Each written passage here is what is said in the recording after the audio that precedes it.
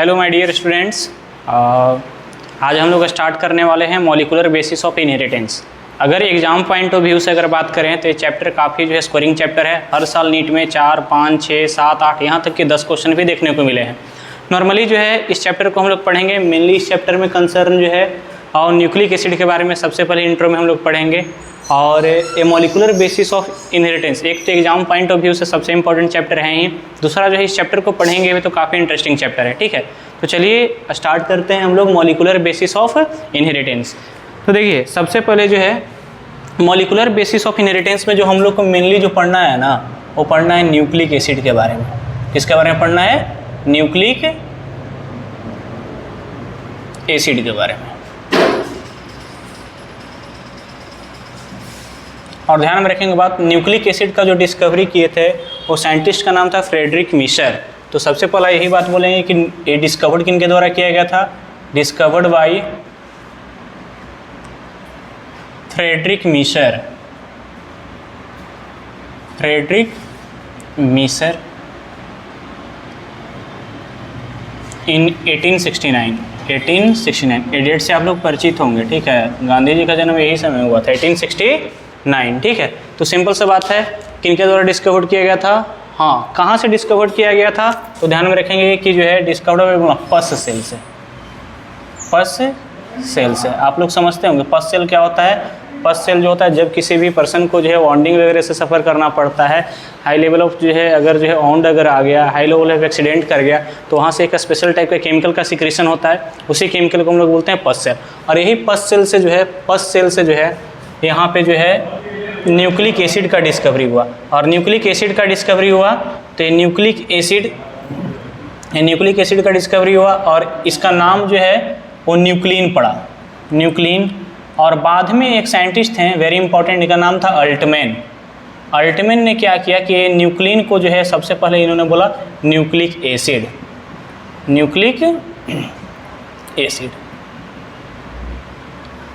तो ध्यान में रखेंगे ये चीज़ जो है बेसिक बात जो था न्यूक्लिक एसिड के बारे में। ठीक है, सेकंड अगर हम बात अगर करें तो बताओ न्यूक्लिक एसिड जो है एक पॉलीमर है।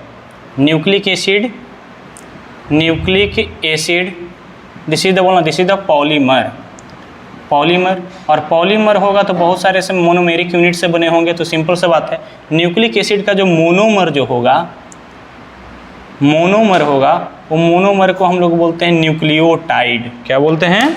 इसको बोलते हैं न्यूक्लियोटाइड।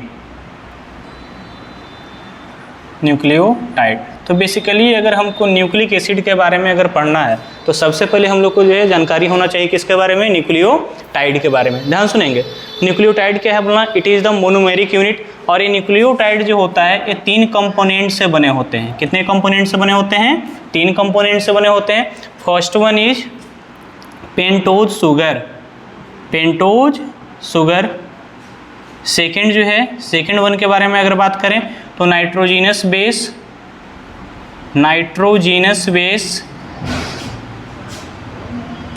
और थर्ड वन जो है उसको हम लोग बोलते हैं फॉस्फेट ग्रुप। थर्ड वन को हम लोग क्या बोलते हैं? फॉस्फेट ग्रुप बोलते हैं। ठीक है, और ध्यान सुनिए, इसी से एक मिलता जुलता टर्म होता है न्यूक्लियोसाइड। कंफ्यूज नहीं करेंगे, पहला जो टर्म है वो न्यूक्लियोटाइड है। हम बोलेंगे न्यूक्लियोटाइड किसको बोलते हैं? इसमें 3 कंपोनेंट होते हैं। कौन कौन सा आप लोग बताइए थोड़ा? Pentose sugar plus nitrogenous base plus phosphate group.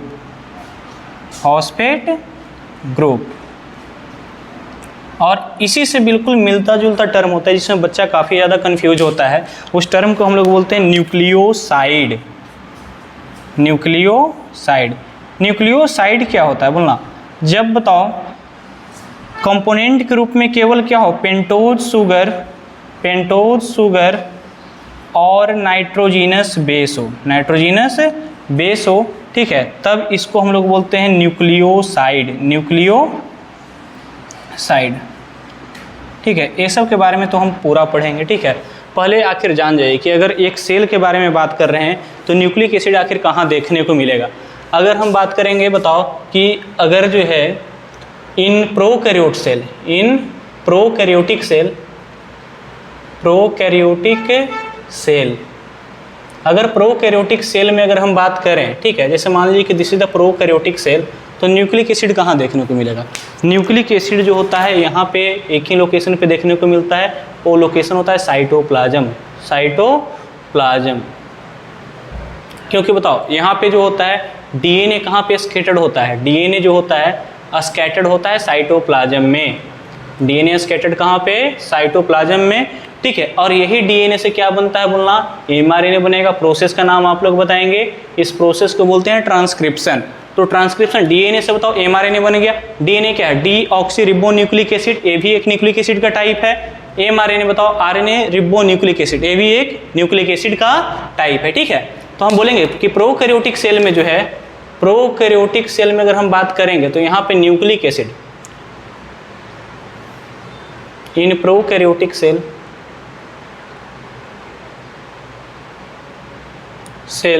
Nucleic acid कहाँ देखने को मिलेगा? न्यूक्लिक एसिड जो है देखने को मिलेगा साइटोप्लाज्म में। कहाँ देखने को मिलेगा? साइटोप्लाज्म में। लेकिन अगर हम बात करेंगे कौन सा सेल के बारे में? लेकिन हम बात करेंगे यूकैरियोटिक सेल के बारे में। थोड़ा सा समझेंगे बात को, यूकैरियोटिक सेल के बारे में। और यूकैरियोटिक सेल के बारे में अगर हम बात करेंगे, ठीक है, तो हम ये देखिए एक एग्जांपल के रूप में बताइए। यूकैरियोटिक सेल हमने यहाँ पे दिखा दिए। यहाँ पे न्यूक्लियस, न्यूक्लियस में जो होता है यहाँ पे क्रोमेटिन फाइबर होते हैं, क्रोमेटिन फाइबर होते हैं। यही क्रोमेटिन फाइबर के ऊपर क्या रहता है बोलना? क्रोमोसोम रहता है। क्या रहता है? क्रोमोसोम। और यहाँ पे क्रोमोसोम पे ही क्या प्रेजेंट रहेगा? डीएनए प्रेजेंट रहेगा। तो यहाँ पे भी डीएनए दिखाई दे रहा है। तो डीएनए क्या है? बेसिकली एक न्यूक्लिक एसिड है। इसके अलावा बताइए, इसके अलावा दिखाई देता है क्या चीज़? इसको हम बोल रहे हैं राइबोसोम। तो राइबोसोम बेसिकली किस चीज़ से बना हुआ है? राइबोसोम बना हुआ है आरआरएनए से प्लस प्रोटीन से। तो आरआरएनए क्या है? ये भी तो न्यूक्लिक एसिड ही है ना। इसके अलावा कहाँ पे प्रेजेंट रहता है यूकैरियोटिक सेल में? बताइए। एक और सेल ऑर्गेनेल्स है यहाँ पे जो है, this is the mitochondria. Mitochondria, और माइटोकॉन्ड्रिया में कैसा जो है डीएनए प्रेजेंट रहता है? ये बताओ। सिंगल, सबसे पहले तो ये काफ़ी इंपॉर्टेंट क्वेश्चन है, ध्यान सुनना। ये बताओ, बात ध्यान में रखेंगे कि माइटोकॉन्ड्रिया जो होता है, माइटोकॉन्ड्रिया में सिंगल डीएनए होता है। सिंगल डीएनए होता है, एक ही डीएनए होता है, सर्कुलर होता है एंड डबल स्ट्रैंडेड होता है, होता है। और एक और जो है सेल ऑर्गेनेल्स है जिसको हम लोग बोलेंगे क्लोरोप्लास्ट। और एक क्लोरोप्लास्ट में भी क्या होता है बोलना? एक क्लोरोप्लास्ट में भी डीएनए होता है, ठीक है। और यहाँ पे भी डीएनए कैसा होता है? सर्कुलर होता है, circular and double stranded, circular and double stranded. तो ध्यान में रखेंगे बात को, ठीक है। कि बताइए प्रोकैरियोट्स में डीएनए कहाँ देखने को मिलता है? साइटोप्लाज्म में। यहाँ पे भी बताइए, यहाँ पे भी राइबोसोम रहता है ना 70S, वो भी बताइए। ये 70S राइबोसोम है, ये भी किस चीज़ से बना होगा बोलना? आरएनए से बना होगा। और किससे बना होगा? प्रोटीन से। तो अल्टीमेटली हम कह सकते हैं कि ये जो आरएनए जो है, ये बताइए ये भी कहाँ पे है? ये भी साइटोप्लाज्म में ही है। तो एक बात यहाँ से पक्का है कि अगर प्रोकैरियोटिक सेल में बात करेंगे तो जो है डीएनए केवल कहाँ देखने को मिलेगा, या न्यूक्लिक एसिड कहाँ देखने को मिलेगा? ये देखने को मिलेगा बताओ साइटोप्लाज्म में, ठीक है। लेकिन अगर हम बात करेंगे यूकैरियोटिक सेल के बारे में, तो यहाँ पे जो है न्यूक्लिक एसिड कहाँ देखने को मिल सकता है? सबसे पहला न्यूक्लियस में देखने को मिल सकता है। और न्यूक्लियस में जो डीएनए जो होता है, इसको हम लोग बोलते हैं मेन डीएनए, मेन डीएनए बोलते हैं, या इसको और हम लोग बोलते हैं न्यूक्लियर डीएनए, न्यूक्लियर डीएनए। वैसा डीएनए जो कहाँ पे प्रेजेंट हो? न्यूक्लियस में प्रेजेंट हो, उसको हम लोग क्या बोलते हैं? न्यूक्लियर डीएनए बोलते हैं। इसके अलावा डीएनए कहाँ पे प्रेजेंट होता है? माइटोकॉन्ड्रिया में। ध्यान में रखेंगे कि माइटोकॉन्ड्रिया में कैसा डीएनए रहता है? सिंगल डीएनए, एक ही डीएनए होता है। और ध्यान में रखेंगे सर्कुलर होता है और डबल स्ट्रैंडेड होता है। कैसा होता है? डबल स्ट्रैंडेड होता है। और यहाँ पे अगर हम प्लास्टिड्स में अगर बात करें तो प्लास्टिड्स में भी सर्कुलर एंड कैसा होता है? डबल स्ट्रैंडेड डीएनए होता है, ठीक है। चलिए, इतना बात तो क्लियर होना चाहिए, ठीक है। इसके अलावा ध्यान सुनना, इस डीएनए को न्यूक्लियर डीएनए बोलते हैं। और बताइए ये सब जितने भी डीएनए जो है, न्यूक्लियस के बाद जितने भी बताइए न्यूक्लिक एसिड दिख रहे हैं या डीएनए भी दिख रहे हैं, ठीक है, उसको हम लोग बोलते हैं extra nuclear DNA, extra nuclear DNA, ठीक है। इसको बोलते हैं एक्स्ट्रा न्यूक्लियर डीएनए, या इसको और हम लोग क्या बोलते हैं? इसको बोल देते हैं साइटोप्लाज्मिक, क्या बोलते हैं, साइटोप्लाज्मिक डीएनए, साइटोप्लाज्मिक डीएनए। ठीक है, ये सब जो बेसिकली छोटा छोटा बात था, ठीक है, जो कि न्यूक्लिक एसिड के बारे में जानना चाहिए था। सबसे पहले हम लोग क्या पढ़े, न्यूक्लिक एसिड का डिस्कवरी किए थे फ्रेडरिक मिसर में, काफ़ी इंपॉर्टेंट डेट है, एनसीईआरटी में मेंशन किया हुआ 1869। ठीक है, यही बात को लिखा है डीएनए। ठीक है, DNA is first identified by scientist called Frederick Miescher in 1980। कहाँ से किए थे, फर्स्ट सेल से किए थे, नाम इन्होंने बोला था न्यूक्लिन। न्यूक्लिन को अल्टीमेटली फिर अल्टमैन जो है, अल्टमैन साहब क्या करते हैं, न्यूक्लिक एसिड बोलती हैं। ठीक है, मेन जो हम लोग को जो पढ़ना है ना पूरे चैप्टर में जो है, अगर डीएनए को समझना अगर है, न्यूक्लिक एसिड को अगर समझना है तो सबसे पहले न्यूक्लियोटाइड समझना पड़ेगा। सबसे पहले क्या पढ़ना पड़ेगा, न्यूक्लियोटाइड, और न्यूक्लियोटाइड ही हम लोग डिटेल में पढ़ेंगे, न्यूक्लियोटाइड। तो बताइए न्यूक्लियोटाइड में हम बताएं कि कितने कंपोनेंट होते हैं न्यूक्लियोटाइड में। न्यूक्लियोटाइड में 3 कंपोनेंट, सबसे पहले को हम लोग बोलते हैं pentose sugar, pentose sugar plus nitrogenous base, nitrogenous base plus phosphate group, phosphate group plus phosphate group होंगे, क्या होंगे, फॉस्फेट ग्रुप होंगे। ठीक है, तो ध्यान में एक सिंपल फॉर्मेट में अगर हम दिखाएं तो बताइए, ये पेंटोज शुगर है, पेंटोज शुगर, यहाँ पे नाइट्रोजिनस बेस है, और यहाँ पे जो है क्या है बोलना, फॉस्फेट ग्रुप, फॉस्फेट ग्रुप है। ठीक है, अब बताइए ये पहला एक न्यूक्लियोटाइड तो ये हो गया, एक न्यूक्लियोटाइड ये हो गया। सेकंड अगर हम बात अगर करेंगे, बताइए पेंटोज शुगर यहाँ पे, नाइट्रोजिनस बेस यहाँ पे, और यहाँ पे फॉस्फेट ग्रुप, सेकंड न्यूक्लियोटाइड ए हो गया, सेकंड न्यूक्लियोटाइड ए हो गया।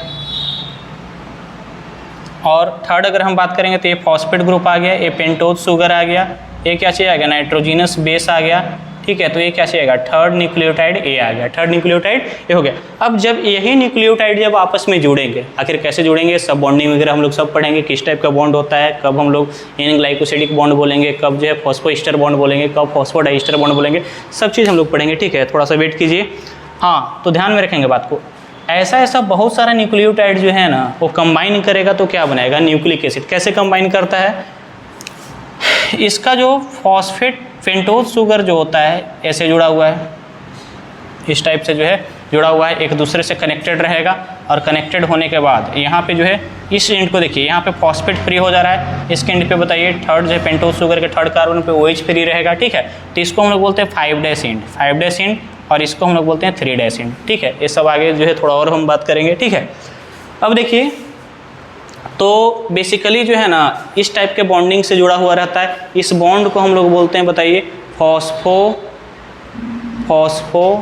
यहाँ से लेके पूरे यहाँ से लेके इस टाइप के ये पूरे बॉन्ड को हम लोग बोलते हैं फॉस्फोडाइस्टर बॉन्ड, फॉस्फोडाइस्टर बॉन्ड। और एक न्यूक्लियोटाइड में अगर बॉन्ड अगर देखें, पेंटोज शुगर से फॉस्फेट ग्रुप अगर अटैच है तो फॉस्फोइस्टर बॉन्ड से है। अगर जो है पेंटोज शुगर फॉस्फेट, यहाँ पे जो है फॉस्फेट फिर पेंटोज शुगर, ये दोनों बॉन्डिंग को हम लोग क्या बोल देंगे, फॉस्फोडाइस्टर बॉन्ड। ठीक है, सबके बारे में डिटेल में पढ़ेंगे। बेसिकली हम लोग देखा कि जो है न्यूक्लियोटाइड में 3 कंपोनेंट होते हैं। सबसे पहला जो है पेंटोज शुगर होता है, नाइट्रोजिनस बेस होता है, और फॉस्फेट ग्रुप होता है। ठीक है, एक करके सबके बारे में हम बात करते हैं। सबसे पहले जो हम बात करेंगे वो बात करेंगे पेंटोज शुगर के बारे में। सबसे पहले किसके बारे में बात करेंगे, पेंटोज शुगर के बारे में। और ये पेंटोज शुगर जो है, पेंटोज शुगर, ठीक है, पेंटोज शुगर जो होते हैं 2 टाइप के। पेंटोज शुगर कितने टाइप के, 2 टाइप के होंगे। ठीक है, एक को हम लोग बोलेंगे, एक को हम लोग बोलते हैं राइबोज शुगर, और एक को हम लोग बोलेंगे डीऑक्सीराइबोज शुगर, डीऑक्सीराइबोज शुगर। एक को हम लोग बोलेंगे राइबोज शुगर और दूसरे को क्या बोलेंगे, बोलना डीऑक्सीराइबोज शुगर। राइबोज शुगर देखिए पेंटोज शुगर है, इसमें कितने कार्बन होंगे, 5 कार्बन। कितने कार्बन, 5 कार्बन कंपाउंड है, 5 कार्बन यहाँ पे होगा।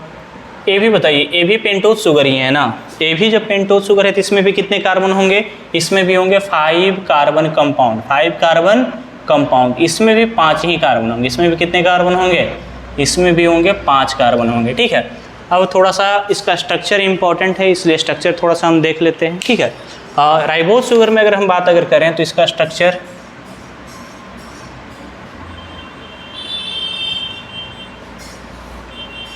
H OH H OH H OH CH2OH और यहाँ पे H। देखिए नंबरिंग कैसे करेंगे कार्बन का नंबरिंग यहाँ से स्टार्ट करेंगे 1 2 3 4 और ये कितना 5 कार्बन आ गया। कितने कार्बन आ गए 5 कार्बन आ गए। ठीक है, अब देखिए यहाँ पे अगर हम देखेंगे कि बताइए सेकंड पोजीशन पे जो है ना ये OH ग्रुप प्रेजेंट है, OH ग्रुप प्रेजेंट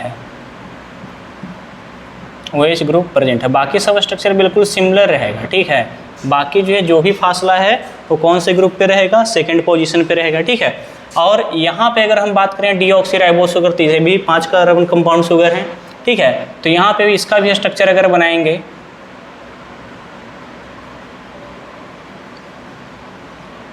HOH,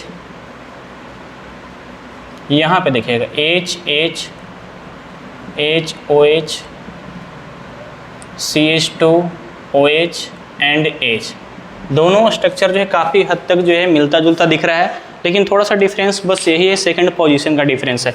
यहाँ पे सेकंड पोजीशन पे यहाँ पे जो है OH ग्रुप अपसेंट है, OH ग्रुप जो है वो अपसेंट है। और OH ग्रुप जो है OH में बेसिकली O अपसेंट है। ठीक है, इसीलिए इसका नाम पड़ गया डीऑक्सी। आज के बाद साइंस में टर्म है डीऑक्सी। बताओ डी का मतलब होता है, डी का मतलब विदाउट, ऑक्सी का मतलब होता है ऑक्सीजन। तो यहाँ पे बोलेंगे कि सेकंड पोजीशन पे OH ग्रुप अपसेंट है, OH ग्रुप अपसेंट है। और यहाँ पे बेसिकली बोल देंगे कि ऑक्सीजन अपसेंट है, हाइड्रोजन तो प्रेजेंट ही है। तो यहाँ पे बोलेंगे कि ऑक्सीजन जो है वो अपसेंट है। और ऑक्सीजन अगर अपसेंट है तो ऑक्सीजन एक रिएक्टिव एलिमेंट होते हैं। ठीक है, तो डीएनए जो होता है वो लेस रिएक्टिव है। और जो भी चीज़ लेस रिएक्टिव होता है वो बताओ वो क्या होता है, मोर स्टेबल होता है। क्या होता है, मोर स्टेबल होता है। और यहाँ पे बताइए, यहाँ पे हम बोलेंगे कि सेकंड पोजीशन पे ऑक्सीजन ग्रुप, ऑक्सीजन तो प्रेजेंट है, और ऑक्सीजन अगर प्रेजेंट है तो ऑक्सीजन एक रिएक्टिव एलिमेंट है। और रिएक्टिव एलिमेंट होने के कारण क्या होगा बोलना, ये जो है मोर रिएक्टिव होगा as compare to DNA, more reactive. और जैसे मोर रिएक्टिव होगा, ठीक है, तो रिएक्टिव जो चीज़ रिएक्टिव होता है वो केमिकल रिएक्शन में डायरेक्टली पार्टिसिपेट कर लेता है। ठीक है, और ये जल्दी टूट जाएगा। रिएक्टिविटी कहने का मतलब बताओ, ये जल्दी टूट जाएगा। हाँ, अब देखो जेनेटिक मटेरियल होने के लिए क्या होना चाहिए। जेनेटिक मटेरियल होने के लिए जो है बेसिकली इन्फॉर्मेशन को जो है कैरी करना चाहिए ना। तो इन्फॉर्मेशन को कैरी करते करते बताओ, जो ज़्यादा रिएक्टिव रहेगा वो जल्दी टूट जाएगा, तो क्या स्टेबल हो पाएगा, बिल्कुल स्टेबल नहीं हो पाएगा। हाँ, तो यहाँ पे अगर हम बात करेंगे तो डीऑक्सीराइबोस शुगर में जो होता है ऑक्सीजन अपसेंट है। ऑक्सीजन अपसेंट होने के कारण जो है आरएनए के कंपेयर में लेस रिएक्टिव है। और लेस रिएक्टिव अगर हो गया तो क्या होगा बोलो, ये होगा मोर स्टेबल। और जैसे ही मोर स्टेबल अगर हो गया, ठीक है, तो जो चीज़ स्टेबल होता है वही जेनेटिक मटेरियल होता है। ठीक है, तो हम बोलेंगे कि अगर जो है कंपेयर अगर पूछेगा, सुनो, मोस्ट ऑफ द ऑर्गेनिज्म के बारे में बात करें, मोस्ट ऑफ द ऑर्गेनिज्म, ठीक है, यहाँ पे जो होता है डीएनए क्या होता है, डीएनए जेनेटिक मटेरियल होता है, जेनेटिक मटेरियल होता है। ध्यान से सुनेंगे बात को, हम क्या बोल रहे हैं, इसका मतलब क्या है।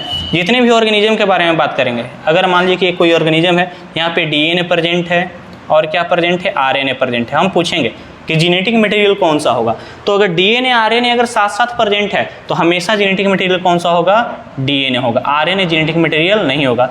लेकिन अगर बताइए केवल अगर आरएनए ही अगर प्रेजेंट है, आरएनए प्रेजेंट है और डीएनए एब्सेंट है, तो ये बताओ आरएनए जेनेटिक मटेरियल हो जाएगा, आरएनए जो है जेनेटिक मटेरियल हो जाएगा। ठीक है, लेकिन अगर आरएनए डीएनए अगर दोनों अगर प्रेजेंट अगर हो तो बताओ जेनेटिक मटेरियल के रूप में कौन काम करेगा, जेनेटिक मटेरियल के रूप में काम करेगा कौन सा, डीएनए, क्योंकि डीएनए जो होता है मोर स्टेबल होता है। तो बेसिकली यही पेंटोज शुगर के बारे में बात था। पेंटोज शुगर क्या है ये बताओ, 5 कार्बन कंटेनिंग शुगर है। इसका स्ट्रक्चर के बारे में मैंने बात किया। ठीक है, हम रिएक्टिविटी के बारे में बात किया, उसके बाद बोला कि जेनेटिक मटेरियल होने के लिए क्या कंडीशन है, तो जो मॉलिक्यूल्स जेनेटिक मटेरियल की तरह बिहेव करेगा वो क्या होगा, they are the more stable. और हम बोले कि डीएनए और आरएनए में हम बोले कि बताइए कौन ज़्यादा स्टेबल है, तो स्टेबल जो है वो डीएनए है। क्यों डीएनए है, क्योंकि इसके पास सेकंड पोजीशन पे ऑक्सीजन का जो है डिफिशियंसी है, और ऑक्सीजन डिफिशियंसी होने के कारण ये लेस रिएक्टिव है। और जो भी चीज़ लेस रिएक्टिव होता है they are the more stable, they are more stable. सुनो, ये पहला बात कर ली। सुनो, सेकंड बात अगर हम बोलेंगे तो ये बताओ, ये आएगा नाइट्रोजीनस बेस, नाइट्रोजीनस बेस। ठीक है, तो बताइए नाइट्रोजीनस बेस जो होता है ना, वो जो होते हैं दो टाइप के। बेसिकली नाइट्रोजीनस बेस को हम लोग दो टाइप में क्लासीफाई करते हैं, एक को बोलते हैं प्यूरीन, एक को बोलते हैं प्यूरीन, सेकंड को हम लोग बोलते हैं पायरीमिडीन। सेकंड को क्या बोलते हैं? सेकंड को बोलते हैं pyrimidine. First one is purine and second one is pyrimidine. Purine further जो होता है दो टाइप के होते हैं, एक को हम लोग बोलते हैं बताइए एडेनिन और सेकंड जो होता है उसको हम लोग बोलते हैं गुआनिन बोलते हैं। एक को बोलते हैं एडेनिन, सेकंड को क्या बोलते हैं? गुआनिन बोलते हैं।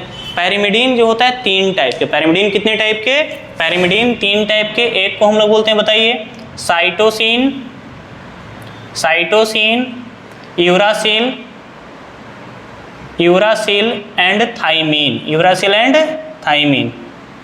अब ध्यान सुनेंगे बात, ठीक है। ये बताइए एडेनिन प्यूरीन जो है दोनों, एडेनिन और गुआनिन जो होता है, ये बताओ प्रेजेंट होगा present in both DNA and RNA, DNA and RNA में दोनों में प्रेजेंट होगा। लेकिन अगर हम बात करेंगे किसके बारे में? बात अगर हम करेंगे पैरिमिडीन के बारे में, तो यहाँ पे बताइए साइटोसिन जो होता है ना दोनों में प्रेजेंट होगा। साइटोसिन एनसीईआरटी में बहुत बढ़िया लाइन लिखा है, cytosine is common for both DNA and RNA. तो हम बोलेंगे कौन सा जो होता है पैरिमिडीन, जो होता है डीएनए आरएनए में सेम देखने को मिलता है, तो हम बोलेंगे साइटोसिन। बताइए यूरासिल जो होता है प्रेजेंट इन आरएनए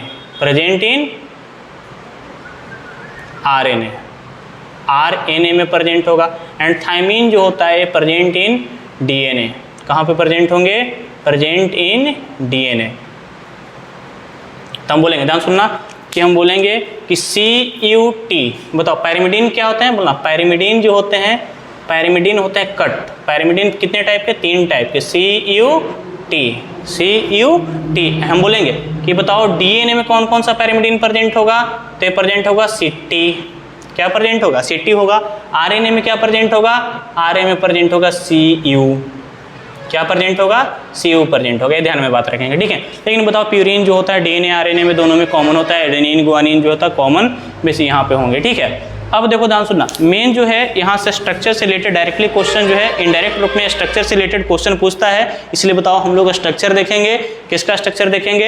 एडेनिन का स्ट्रक्चर देखेंगे, गुआनिन का स्ट्रक्चर देखेंगे, साइटोसिन का स्ट्रक्चर देखेंगे, यूरासिन का स्ट्रक्चर देखेंगे और किसका स्ट्रक्चर देखेंगे? थाइमीन का स्ट्रक्चर देखेंगे, ठीक है। तो सबसे पहले बताओ हम स्ट्रक्चर ऑफ पैरिमिडीन देखने जा रहे हैं। Structure of pyrimidine. पैरिमिडीन नाम क्यों पड़ा? क्योंकि बताओ ये पैरिमिडीन रिंग से आया है। किससे आया है? पैरिमिडीन रिंग से। और तो सबसे पहले हम बात करेंगे बताइए पैरिमिडीन रिंग के बारे में, पैरिमिडीन रिंग के बारे में। तो पैरिमिडीन रिंग में जो होता है 4 कार्बन होते हैं और 2 नाइट्रोजन होते हैं। क्या होते हैं? 4 कार्बन होते हैं और कितने नाइट्रोजन? 2 नाइट्रोजन। ध्यान सुनेंगे बात को, बिल्कुल बेंजीन टाइप का ही होता है। ये जो रिंग जो है, इस रिंग को हम लोग बोलते, देखिए कितने कार्बन? 1 कार्बन यहाँ पे आ गया, 2 3 4 कार्बन। नाइट्रोजन कितने? 2 नाइट्रोजन। तो यहाँ पे कितने हैं? 4 कार्बन है और 2 नाइट्रोजन है। यही रिंग को हम लोग क्या बोलते हैं? इसी रिंग को हम लोग बोलते हैं पैरिमिडीन रिंग। क्या बोलते हैं? पैरिमिडीन रिंग बोलते हैं। और यही पैरिमिडीन रिंग से जो होता है तीनों स्ट्रक्चर यहाँ पे देखने को मिलेंगे, ठीक है। तो सबसे पहला जो स्ट्रक्चर के बारे में हम बात कर रहे हैं, वो स्ट्रक्चर जो है सबसे पहला जो है वो हम बात करें साइटोसिन के बारे में। किसके बारे में? साइटोसिन के बारे में। तो देखिए साइटोसिन में जो है हम लोग जो है क्या करेंगे? यही पैरिमिडीन रिंग बनाएंगे। नाइट्रोजन यहाँ पे आ गया, ठीक है। यहाँ पे लगा हुआ रहेगा NH2 ग्रुप। क्या लगा हुआ रहेगा? NH2 group. और यहाँ पे लगा हुआ रहे कीटो ग्रुप या ऑक्सो ग्रुप इसको बोलेंगे, ठीक है। ये जो स्ट्रक्चर जो आ जाएगा, बाकी बॉन्ड वगैरह जो है कहाँ पे डबल होगा, कहाँ पे ट्रिपल होगा, ठीक है। ये सब जो है बैलेंसिंग करने का बात है, ठीक है। तो यहाँ पे सिंपल से बात बोलेंगे कि बताओ ये फॉर्मेट होगा किसका? इसको हम लोग बोलेंगे साइटोसिन। क्या बोलेंगे? साइटोसिन बोलेंगे। क्या बोलेंगे? साइटोसिन। सेकेंड अगर हम बताओ, अगर हम बात करें सेकेंड जो है उसको हम बोलेंगे यूरासिल। यूरासिल में क्या होता है? कि यहाँ पे देखिए, यहाँ पे पैरिमिडीन है तो यहाँ पे कौन सा रिंग होगा, पैरिमिडीन रिंग तो पक्का होगा ना, पैरिमिडीन रिंग होगा। और पैरिमिडीन रिंग हो तो यहाँ पे बताइए दोनों जगह पे कौन सा ग्रुप, दोनों जगह पे जो है ऑक्सो ग्रुप होगा, ठीक है, दोनों जगह पे ऑक्सो ग्रुप रहेगा तो इसको हम लोग बोलेंगे पैरिमिडीन, ये सॉरी यूरासिल बोलेंगे। ये स्ट्रक्चर किसका आ गया, यूरासिल का आ गया, ठीक है। यहाँ पे बताइए दोनों जो है ग्रुप जो है कौन सा ग्रुप है, मतलब 2 ऑक्सो ग्रुप है, दोनों जगह जो है ऑक्सो ग्रुप है। और तीसरा हम लोग अगर बात अगर करेंगे, ठीक है, तीसरा जो है, तीसरा अगर बात अगर करेंगे तो ये बात जो है थाइमीन के बारे में। थाइमीन भी क्या है, ये भी जो है एक नाइट्रोजिनस बेसी है और पैरिमिडीन का बेसिकली ये पार्ट है, ठीक है। अब बताइए यहाँ पे बताइए बिल्कुल जो है यूरासिल के सिमिलर रहेगा, बस थोड़ा सा बात के लिए डिफरेंस रहेगा क्योंकि यहाँ पे क्या चीज़ होता है कि यहाँ पे CH3 ग्रुप लग जाता है, ठीक है। अब बात आता है कि नाम कैसे लिखें, तो सबसे पहले 1 2 3 4 5 बोलेंगे, ठीक है, और यहाँ पे कितना आ गया 6, नंबरिंग ऐसे करेंगे, ठीक है। जब भी इसका नाम लिखते हैं तो बताओ क्लॉकवाइज में जो है नंबरिंग करते हैं, नंबरिंग कौन सा वाइज में करते हैं, बोलना क्लॉकवाइज में नंबरिंग करते हैं। और यहाँ पे 1 आ गया, 2 आ गया, 3 आ गया, 4 आ गया, 5 आ गया, तो इसको अगर हम लिखेंगे, जैसे बताइए इसको अगर लिखें तो 1 2 3 4, यहाँ पे 5 और यहाँ पे 6, यहाँ पे बोलेंगे तो 1 2 3 4 5 और क्या 6, यहाँ पे भी क्या चाहिए आ गया 6 आ गया। अब देखेंगे कि बताइए दोनों लगभग स्ट्रक्चर सेम है, लगभग स्ट्रक्चर क्या है, यहाँ से अगर यहाँ तक अगर पूरा अगर बात कर दें CH3 ग्रुप को अगर छोड़ दें तो पूरा जो स्ट्रक्चर जो है वो क्या चीज़ है, बोलना ये जो है यूरासिल का स्ट्रक्चर है। इसीलिए बताइए वेरी इंपॉर्टेंट NCERT में मेंशन किया हुआ है, इसलिए हम बोल रहे हैं बात, ठीक है, कि बताइए थाइमीन को हम लोग और क्या बोलते हैं, थाइमीन को हम लोग बोलते हैं 5 मिथाइल यूरासिल, 5 मिथाइल यूरासिल, ठीक है। डायरेक्ट रूप में जो है क्वेश्चन जो है NCERT में जो है लाइन जो है लिखा हुआ है कि बताइए इसको हम लोग थाइमीन को दूसरा नाम जो है क्या बोलना, 5 मिथाइल यूरासिल, ठीक है। ये तो पहला बात आ गया पैरिमिडीन के बारे में। सेकंड जो अगर हम बात अगर करेंगे तो बताइए सेकंड जो हम बोलेंगे प्यूरीन। और बताइए प्यूरीन जो होते हैं, प्यूरीन 2 टाइप के होते हैं। सुनिए सबसे पहले बात ध्यान में रखेंगे, प्यूरीन जो होता है 2 रिंग से बना हुआ होता है, ठीक है। एक को बोलते हैं पैरिमिडीन रिंग, पैरिमिडीन रिंग बोलते हैं, और एक को बोलते हैं इमिडाजोल रिंग। क्या बोलते हैं, इमिडाजोल रिंग, इमिडाजोल रिंग बोलते हैं, ठीक है। अब यहाँ पे देखिए पैरिमिडीन रिंग में तो सब लोगों को पता है, अभी हम क्या बताएं कि 4 कार्बन होता है 2 नाइट्रोजन होता है, तो यही बात तो लिखेंगे 4 कार्बन होते हैं, कितने नाइट्रोजन होते हैं 2 नाइट्रोजन होते हैं। इमिडाजोल रिंग के बारे में अगर बात बोलेंगे तो 2 नाइट्रोजन होते हैं और 3 यहाँ पे कार्बन होते हैं, 3 क्या होते हैं, 3 यहाँ पे कार्बन होते हैं, ठीक है। तो सबसे पहला जो है देखिए हम लोग को जो बेसिकली जो हम बात करना है स्ट्रक्चर ऑफ प्यूरीन के बारे में, ठीक है। और प्यूरीन में जो है सबसे पहले जो हम बात करेंगे बताइए एडेनिन के बारे में। एडेनिन का जो है स्ट्रक्चर देखिए, ठीक है। सबसे पहले जो है यहाँ पे जो है नंबरिंग करते हैं जो है एंटी क्लॉकवाइज में, जैसे 1 नंबर यहाँ दिए 2 3 4 5 6 7 8 9। ये नाइट्रोजन कितने नंबर पे आ रहा है, नाइट्रोजन आ रहा है जो है 9वां नंबर पे, ठीक है। और ये जो है यहाँ पे भी नंबरिंग करेंगे 1 2 3 4 5 6 7 8 9, ठीक है। ये जो है हाँ कैसे ध्यान रखेंगे कि 9 नंबर देखिए लास्ट में 9 आ रहा है तो 9 नंबर का जो है रिंग है, 9 जो है 9 मेंबर है, यहाँ पे रिंग आ जाएगा, ठीक है। यहाँ पे बताइए यहाँ पे अगर बोलेंगे तो यहाँ पे भी 9 आ रहा है, ठीक है, तो 9 मेंबर आएगा। अब बताइए ध्यान में क्या रखना है बात को, ठीक है, कि ये जो होता है ना हमेशा ध्यान में रखेंगे कि ये 9वां नंबर वाला जो है नाइट्रोजन, 9वां नंबर वाला नाइट्रोजन जो होता है ये पेंटोज शुगर के जो है कार्बन नंबर 1 से जुड़ते हैं, कार्बन नंबर 1 से जुड़ते हैं, ठीक है। और जो है यहाँ पे भी कौन सा बोलना ध्यान में कैसे रखेंगे, 9 लिखा हुआ है तो 9वां नंबर का नाइट्रोजन किससे जुड़ेंगे, पेंटोज शुगर के जो है कार्बन नंबर 1 से जुड़ेंगे, किससे जुड़ेंगे, कार्बन नंबर 1 से जुड़ेंगे। और बताइए दोनों के बीच में जो बॉन्ड होता है इस बॉन्ड को हम लोग बोलते हैं N glycosidic, N glycosidic linkage, N glycosidic linkage. और यहाँ पे भी क्या होगा, यहाँ पे भी जो होगा यहाँ पे भी होगा N glycosidic linkage, N glycosidic linkage.